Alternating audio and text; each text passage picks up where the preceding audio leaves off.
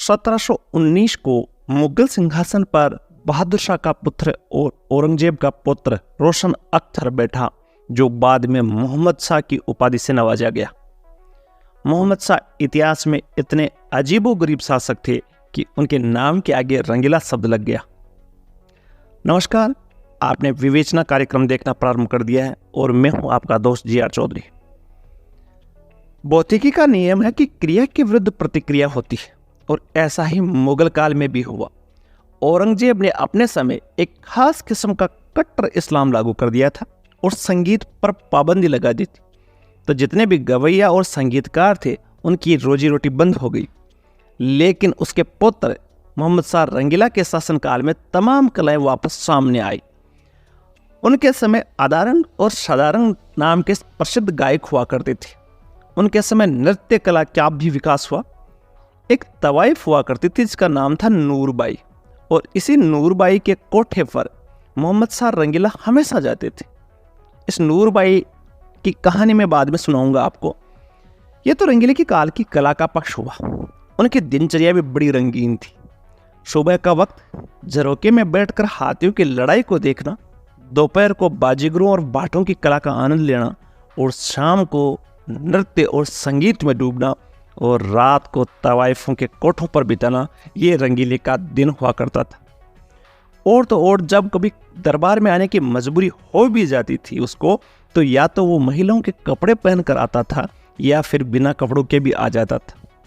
और उसकी सुरक्षा के लिए नग्न महिलाएं तलवार लेकर खड़ी रहती थी।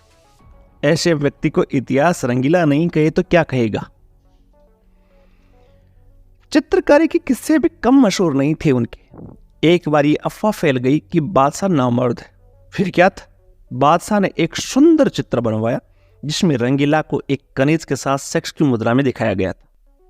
खैर छोड़ो इन बातों को, हम बात करते हैं भारत के उस दुर्भाग्य की जिससे यहाँ का कोहिनूर हीरा भारत से चला गया।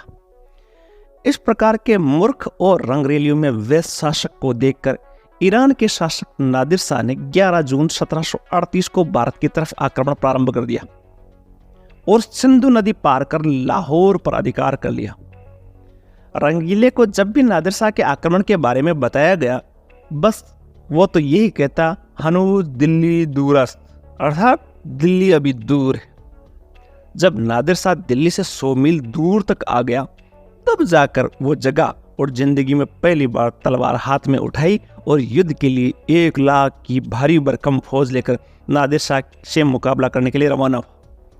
अब भाई नादिर शाह के साथ तगड़ी सेना थी और रंगीले के साथ 1 लाख की फौज, और उनके साथ वही उनके संगीतकार, सेवक और नाच गाने वाले भी साथ हो गए। नादिर शाह की 55,000 की सेना ने करनाल के मैदान में ऐसे रंगीले को सिर्फ 3 घंटे में हरा दिया और बंदी बना लिया। 20 मार्च 1739 को बंदी रंगीले को लेकर नादिर शाह ने दिल्ली में प्रवेश किया और 57 दिन तक वो दिल्ली में रुका। इन 57 दिनों में एक दिन दिल्ली में ये अफवाह फैल गई कि एक तवाइफ ने नादिर शाह का कत्ल कर दिया है, और इस अफवाह से नादिर शाह को इतना गुस्सा आया कि उसने कत्ले आम का आदेश दे दिया। फिर क्या था, सिपाही घर घर जाकर दिल्ली वासियों को मारने लगे। दिल्ली की नालियों में पानी की जगह खून बहने लगा। हजारों महिलाओं का बलात्कार हुआ और हजारों ने बचने के लिए आत्महत्या कर ली। उस दिन 30,000 लोगों को मारा गया, और यह भी तब रुका जब मोहम्मद शाह के प्रधानमंत्री ने नादिर शाह से हाथ जोड़कर कहा कि अब और कोई नहीं है जिसे तू अपनी तलवार से कत्ल करे, सिवाय इसके कि मुर्दा को जिंदा करे और दोबारा कत्ल करे। इस मारकाट के बाद लूटमार चालू हुई और प्रत्येक घर से जो मिला लूट लिया गया। शाही खजाने के करोड़ों रुपए लूट लिए गए। घरों से कीमती बर्तन तक नहीं छोड़े गए। तख्ते ताउस भी नादिर शाह ने अपने कब्जे में ले लिया। कहानी की शुरुआत में मैंने नूरबाई का जिक्र किया था, और यही नूरबाई नादिर शाह की प्रेमिका बन गई, और उसने बाद में नादिर शाह से कहा कि आपने दिल्ली लूट ली है, लेकिन दिल्ली की सबसे बेशकीमती चीज़ तो है रंगीला ने अपने पगड़ी में छुपा रखी। वो बेशकीमती चीज़ था कोहिनूर हीरा, जिसको मोहम्मद शाह रंगीला ने अपने पगड़ी में छुपा रखा था। तब नादिर शाह ने बड़ी चालाकी से रंगीला से कहा कि हमारे ईरान में दोस्त बनते समय पगड़ी बदली जाती है और हम दोस्त हो गए हैं तो पगड़ी बदलते हैं।